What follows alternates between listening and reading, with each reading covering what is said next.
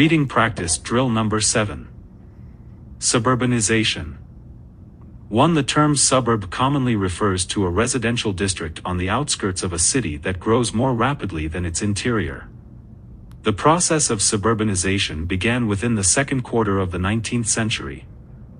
The emergence of the industrial city at that time was spurred largely by developments in transportation.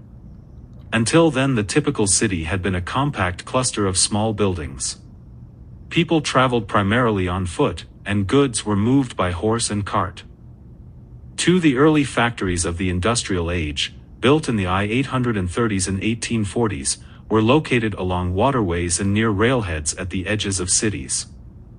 Housing was needed for the thousands of people drawn by the prospect of employment, so within a short time, the factories were surrounded by mill towns of apartments and row houses that abutted the older, central cities. In response, many cities annexed these suburbs. In 1854, for example, the city of Philadelphia legally took over most of the county around it, and the governments of Chicago and New York followed suit. Indeed, most great cities of the United States grew as they did only by incorporating the suburban communities along their borders.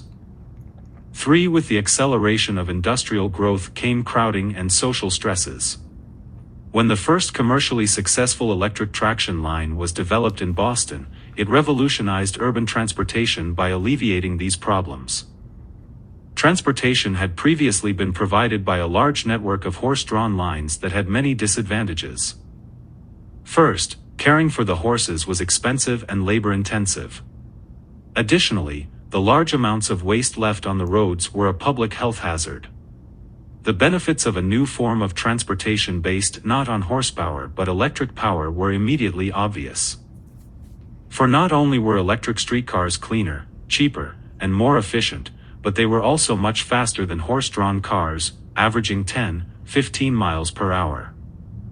Moreover, cities were able to offer cheap fares, since each car was capable of holding more people than a horse-drawn car.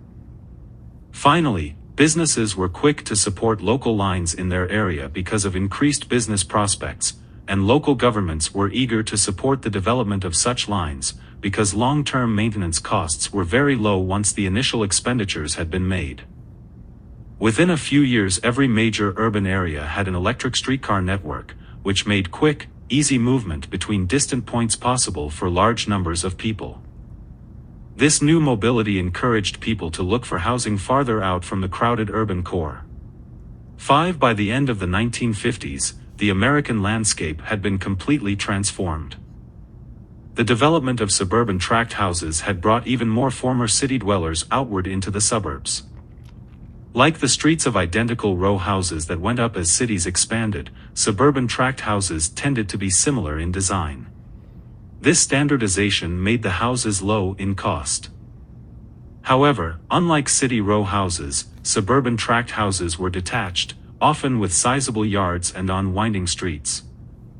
6. The post-war prosperity of the 1950s had given the urban middle class the desire and means to own single-family houses, and detached, suburban tract houses met this desire nicely. Most also had garages.